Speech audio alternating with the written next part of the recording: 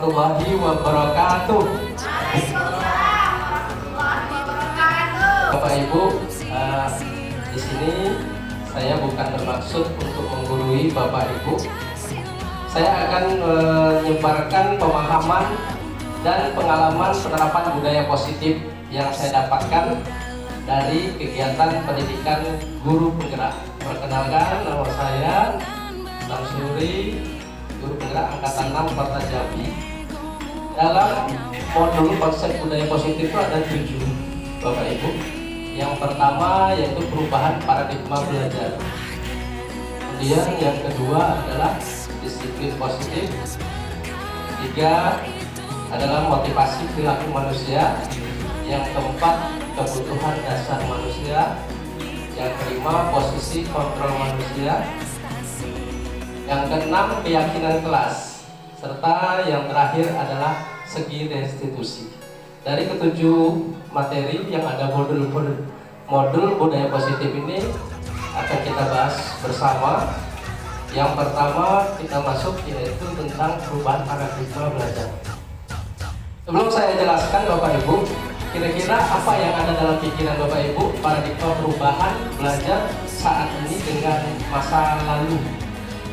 Apa ya kira-kira perubahan yang Bapak Ibu ketahui tentang paradigma belajar saat ini pada masa lalu? Belajar pada saat dulu itu kita cenderung mengenal guru itu mengajar dengan cara ceramah, jadi tidak berpusat pada murid. Nah, disinilah pada saat ini kita adanya kurikulum merdeka, diharapkan Bapak Ibu bisa mengaplikasikan dalam pembelajaran itu sesuai dengan kebutuhan murid. Jadi pembelajaran berprestasi itu adalah bagaimana kita bisa mengkondisikan anak itu kebutuhannya mulai minat, bakat sesuai dengan kemampuannya. Jadi harus kita melakukan namanya itu pemetaan tentang pengetahuan anak, apa yang kira-kira yang dia inginkan dalam pembelajaran yang akan kita ajarkan pada materi. Di sini dijelaskan pembelajaran dengan paradigma baru itu dirancang berdasarkan prinsip pembelajaran yang berdiferensiasi. Artinya setiap siswa belajar sesuai dengan kebutuhannya, ya. Nah, disinilah yang harus kita pahami untuk mewujudkan kurikulum merdeka, yaitu profil belajar Pancasila. Kita lanjut yang kedua yaitu disiplin positif. Kalau kita mengenal kata disiplin yang ada di dalam benak Bapak Ibu apa itu? Peraturan. Bapak Ibu datang harus pagi jam 7 misalkan. Kemudian pulang jam 2. Kira-kira nyaman nggak Ibu? Harus diikutin. Tapi ada dalam hati ada paksaan nggak? Ada ya. Pasti ya. Nah, disinilah kita akan belajar bagaimana disiplin itu kita tambah dengan hal yang positif supaya muncul kesadaran dari diri kita. Jadi makna disiplin itu menjadi sesuatu yang adalah seorang pada orang lain untuk mendapatkan kepatuhan. Ya, kita cenderung menghubungkan kata disiplin dengan ketidaknyamanan. Jujur aja Bu, tidak nyaman pasti, ya kan? Nah, inilah yang dinamakan disiplin. Jadi kita tidak lagi harus menggunakan hanya satu kata disiplin. Karena satu kata disiplin itu seolah-olah kita merasa memaksa seseorang supaya mentaati peraturan tanpa keikhlasan sehingga dia merasa tidak nyaman. Nah, kedisiplinan positif sebagai pendidik ya tujuannya adalah kita menciptakan anak-anak yang memiliki disiplin diri sehingga mereka bisa berperilaku dengan mengacu pada nilai-nilai kebajikan, universal, dan memiliki motivasi intrinsik. Apa itu intrinsik Bapak Ibu? Dari dalam diri sendiri. Jadi orang itu mau mengikuti dengan apa yang kita mau, tapi bukan karena peraturan, tapi karena kesadaran dari dalam dirinya. Sehingga dia merasa ikhlas dalam melakukan sesuatu itu. Termasuklah anak-anak kita. Jangan kita sekali-sekali memaksa kepada anak kita untuk melakukan sesuatu yang dia tidak inginkan. Karena itu dampaknya hanya sesaat. Dia hormat kepada kita, tapi di belakang kita dia akan menjelek-jelekkan kita. Nah, jadi seperti itu. Jadi kita harus menunjukkan sikap disiplin positif. Nah, ini yang ketiga, salah satu penerapan disiplin yang bertujuan untuk menumbuhkan kesadaran serta memberdayakan anak untuk melakukan sesuatu tanpa mogokan, ancaman maupun hukuman. Jadi inilah yang dimaksud dengan disiplin positif. Jadi kemauannya itu atas kesadaran dirinya. Kita masuk yang ketiga, untuk kita menerapkan disiplin positif tentu kita harus memahami motivasi perilaku manusia. Menurut Jan Joseph dalam bukunya Disiplin menyatakan ada 3 alasan motivasi perilaku manusia. Yang pertama, menghindari ketidaknyamanan dan hukuman. Kemudian yang kedua, mendapatkan imbalan atau penghargaan. Nah, dapat cabur. Jadi kita dalam mengajar, dulu saya sering tuh ngasih reward gitu ya, sama anak, kasih jajan gitu ya. Ternyata itu tidak baik untuk bagian anak yang tidak berhasil untuk mencapai nilai itu. Jadi inilah yang harus kita pahami. Kemudian yang ketiga, menghargai nilai-nilai kebajikan diri sendiri. Kira-kira dari ketiga ini menurut Bapak Ibu mana yang paling tepat untuk kita laksanakan dalam kegiatan disiplin positif? Motif perilaku manusia seperti apa? Dari 3 nih, perilaku manusia yang cocok kira-kira yang mana? Yang tepat? Nomor 3 saya ya? Iya, nomor 3 tentu beda. Nah, nomor 3 disuruh harus ditanamkan dalam murid-murid ada motivasi nomor 3, karena dengan memiliki motivasi tersebut mereka telah memiliki motivasi intrinsik, menghargai nilai-nilai kebajikan diri sendiri. Nah, itu perilaku manusia yang harus kita pahami agar kita bisa menerapkan disiplin positif. Lanjut yang keempat. Nah, konsep disiplin identitas gagal. Di sini saya memberi contoh supaya kita mengenang apa yang sudah kita lakukan itu benar atau salah. Hukuman gitu ya, gagal Bapak Ibu, karena hukuman itu mengakibatkan anak akan sakit, gitu. Tidak nyaman, memaksa, membuat dia bahkan takut, murid tidak akan jujur, kemudian menyembunyikan kesalahannya yang dia perbuat. Nah, inilah hukuman itu sifatnya hanya sementara, anak akan takut, tapi kedepannya dia akan mengulang melakukan lagi. Nah, ini identitas gagal dalam disiplin. Penghargaan ini ternyata memang tidak efektif ya untuk kita lakukan, karena akan memunculkan kecemburuan. Jadi apa yang harus kita lakukan? Cukup mungkin beri aplaus, beri semangat, bukan. Tapi kalau dalam bentuk barang apa mungkin kurang tepat. Maka dari itu perlu kita terus menggali informasi, pengetahuan tentang pendidikan masa kini. Konsep disiplin dengan identitas sukses itu ada 2, yaitu konsekuensi, kemudian yang kedua adalah restitusi. Konsekuensi penguatan jangka pendek, perlu monitoring berkelanjutan, stimulus murid menghormati peraturan. Ya, karena ada konsekuensi. Kalau misalkan anak mengerjakan PR ditahan, pulangnya terakhir. Nah, misalkan seperti itu Bapak Ibu ya, itu konsekuensi. Tapi kalau hukuman lebih parah lagi, dia berdiri depan bikin hukuman buat anak, justru itu akan mempermalukan anak. Nah, tapi yang lebih tepat kita harus menggunakan restitusi. Kita kenali apa itu restitusi. Siswa bertanggung jawab kalau kita pakai konsep disiplin yang menggunakan pendekatan restitusi. Fokus pada pemecahan masalah. Siswa menghargai dirinya sendiri dan orang lain. Siswa yang memegang kontrol. Jadi dirinya yang akan tahu atas kesalahan yang dia perbuat. Siswa bersemangat memperbaiki kesalahannya, dan dia akan tahu sehingga dia akan bersemangat untuk berbuat kesalahan. Nah, ini yang dimaksud dengan restitusi. Jadi di sini nanti akan saya jelaskan bagaimana pendekatan restitusi untuk melaksanakan disiplin positif atau budaya positif pada anak.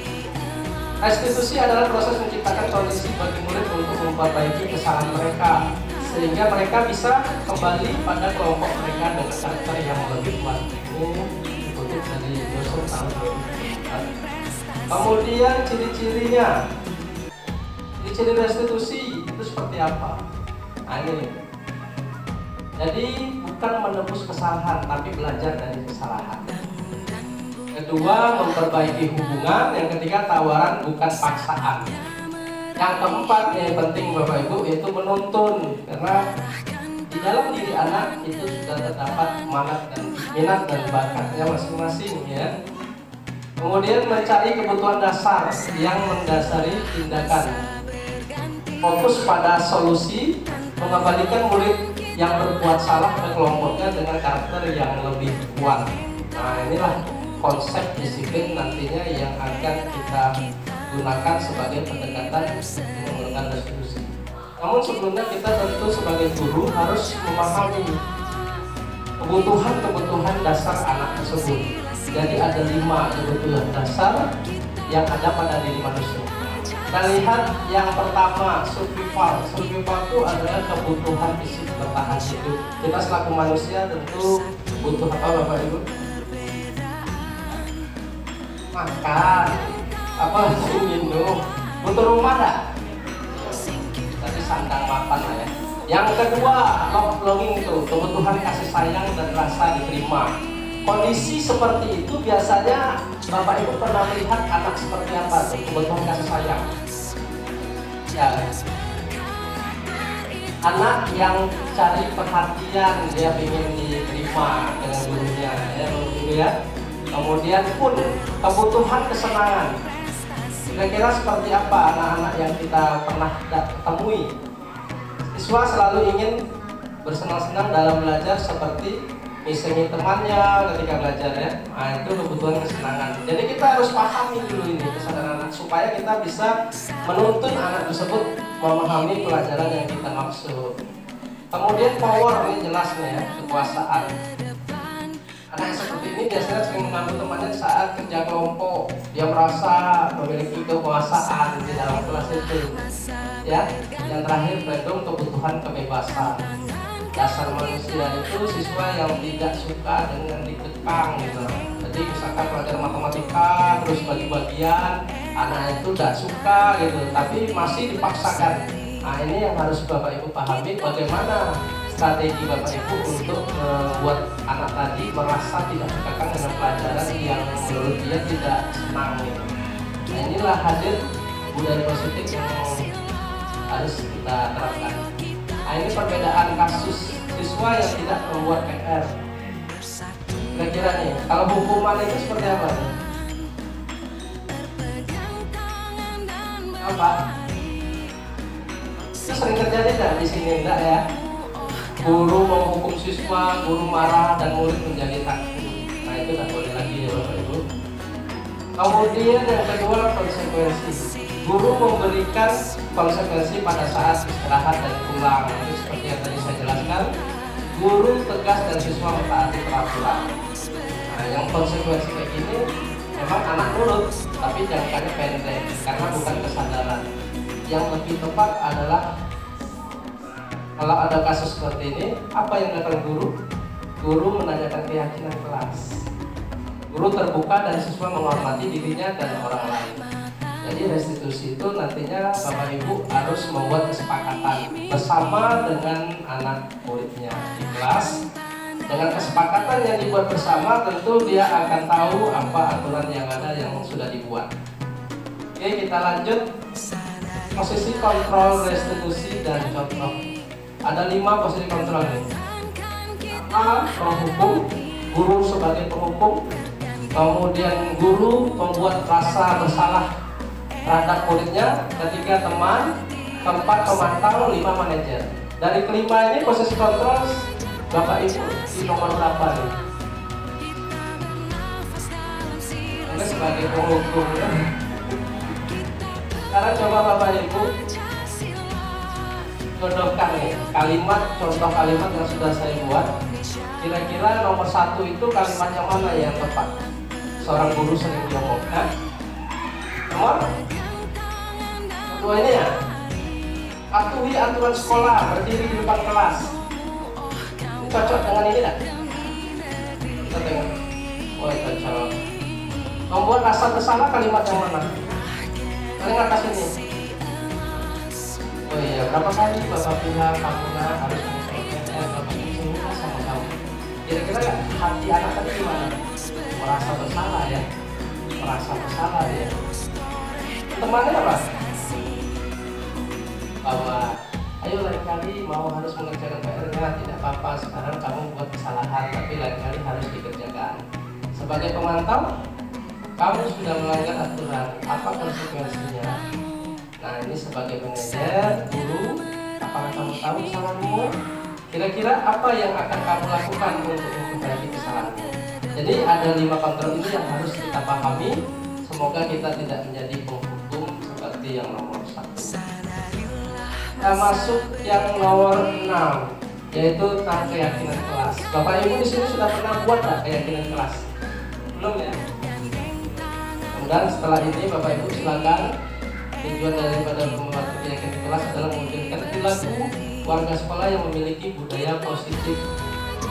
Hal pertama perlu diciptakan dan disepakati adalah membuat keyakinan-keyakinan atau prinsip-prinsip dasar bersama di antara para warga kelas untuk mendapatkan nilai-nilai kebajikan yang disepakati bersama. Pertanyaannya Bapak Ibu, mengapa keyakinan kelas bukan peraturan kelas? Kita sudah disinggung dikit ya. Kenapa keyakinan kelas bukan peraturan kelas?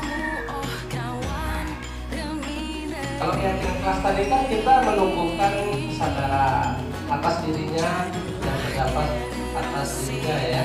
Jadi intrinsik tadi yang timbul dalam dirinya. Kalau peraturan tadi kan sangat ini ya. Ini contoh. Mengapa kita memakai peraturan tentang penggunaan masker? Kenapa kita masker nih Bu? Bu Yanti,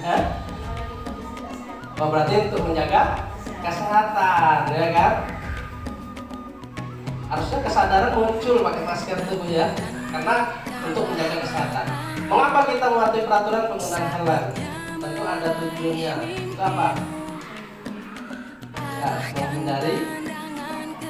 Ya. Nah, di sini kegiatan membuat keyakinan kelas itu seperti ini Bapak Ibu, siswa diskusi dulu tentang keyakinan kelas apa yang kira-kira mau dibuat di dalam kelasnya, merumuskan peraturan menjadi keyakinan kelas, kemudian menempelkan keyakinan kelasnya di dinding. Jadi prakteknya itu Bapak Ibu pakai kertas yang kecil, kasih anak, nanti anak itu secara berkelompok apa ya yang mau dibuat, nah nanti tulis di dinding dalam kelas. Jadi kalau ada anak yang melanggar tinggal ditanyakan saja kesepakatan kelas. Jadi seperti itu. Buat dari kanva baru ditempel dalam kelas. Jadi kalau dia yang buat keyakinan kelas, dia yang melanggar kan akan lebih apa namanya, lebih mengena ke dia. Nah kan keyakinan kelas sudah dibuat, kenapa masih dilanggar? Ya Bapak Ibu ya, ini banyak sekali. Kalau saya baca satu-satu nanti waktunya tertinggal. Lanjut, ciri-ciri keyakinan kelas seperti apa nih? Lebih abstrak dari peraturan, melibatkan semua warga kelas, dibuat dalam bentuk positif tentunya ya, sesuai dengan kondisi kelas agar mudah diterapkan, kemudian sedikit saja agar mudah diingat. Jadi jangan terlalu banyak peraturannya atau keyakinan kelasnya di sini. Sesuai dengan kebutuhan. Ini melaksanakan kegiatan kebersihan, kemudian tepat waktu, aktif. Nah ini Bu Ita nih, kalau saya lihat nih, anak-anaknya terlalu aktif. Kalau ada yang bertanya itu dibuatlah kayak kelas angkat tangan seperti ini. Ya. Karena ini adalah salah satu perilaku yang positif. Kalau mau bertanya angkat jari atau menjawab angkat jari. Oke, kita masuk ke yang terakhir, intinya yaitu segitiga restitusi. Nah di sini Bapak Ibu, dalam penerapan budaya positif, apabila anak melanggar kesalahan, kita harus melakukan sebuah wawancara dengan menggunakan kalimat restitusi. Yang pertama adalah menstabilkan identitas anak. Dalam permasalahan anak, kita akan memanggil anak dengan cara menstabilkan dulu kesalahan dia itu dengan kalimat seperti, setiap orang pasti pernah melakukan kesalahan. Kamu bukan satu-satunya anak yang pernah melakukan itu. Jadi apa yang salah nanti jangan kita membuat kalimat-kalimat yang seolah dia akan merasa takut. Jadi sadarkan dia dengan kalimat-kalimat seperti itu. Lalu yang kedua, kita masuk pada validasi tindakan yang salah. Saya kira anak-anak Bapak panggil di sini tahu nggak apa salahnya? Tahu. Tadi anak-anak Bapak lihat buang sampah sembarangan tidak di tempatnya.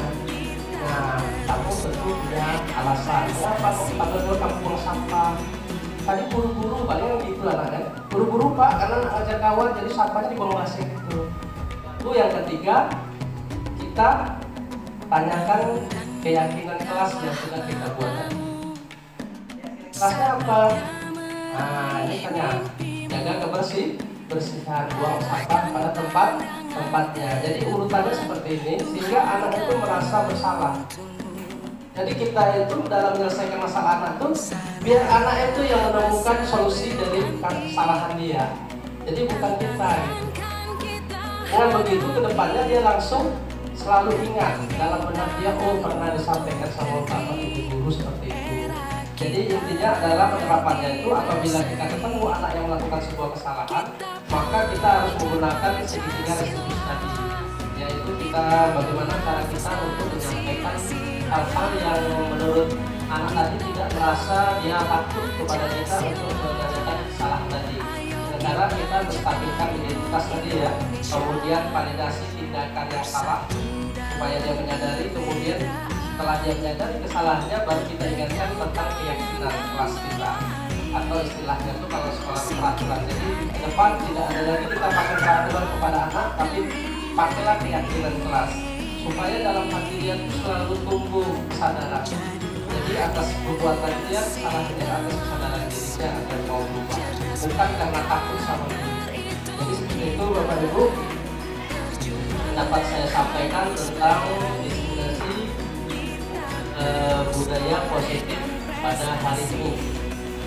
Terima kasih ya Bapak Ibu atas kesempatannya. Mohon maaf apabila ada kekurangannya. Kalau misalkan ada yang bertanyakan, boleh langsung ditanyakan sama saya. Cuman saya sedikit ingin memesan kepada Bapak Ibu ya, kita selaku guru itu jangan setengah hati menjadi guru. Kenapa? Karena murid telah membuka sepenuh hatinya. Ya Bapak Ibu, itu kutipan dari Ki Hajar Dewantara. Semoga dengan ini kita semua dapat lebih bersemangat untuk menjalankan tugas demi anak-anak kita, supaya anak menjadi anak yang cerdas sehingga menjadi anak yang sukses. Mungkin ini yang dapat saya sampaikan. Saya akhiri ya Bapak Ibu dengan ucapan wabillahi taufiq wal hidayah. Wassalamualaikum warahmatullahi wabarakatuh.